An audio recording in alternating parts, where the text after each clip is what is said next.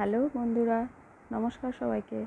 আমার নতুন একটি ভিডিওতে তোমাদের সবাইকে স্বাগত জানাই।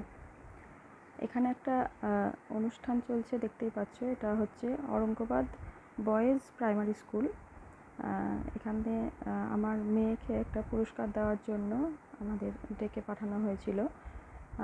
এটা হচ্ছে নিখিলবঙ্গ প্রাথমিক শিক্ষক সমিতি থেকে মেধা অন্বেষণ পরীক্ষা হয়েছিল 2024-এ। 2024 শিক্ষাবর্ষে পরীক্ষাটা হয়েছিল অক্টোবর মাসের দিকে। তো তখন আমার মেয়ে ক্লাস 4-এ চতুর্থ শ্রেণীতে এই পরীক্ষাটা দিয়েছিল। পরীক্ষায় ও ফার্স্ট হয়েছে ওর চতুর্থ শ্রেণী থেকে। সেই জন্য ওকে ফার্স্ট প্রাইজ দেওয়ার জন্য এখানে ডেকে পাঠানো হয়েছিল। তো আমরা সকাল সকাল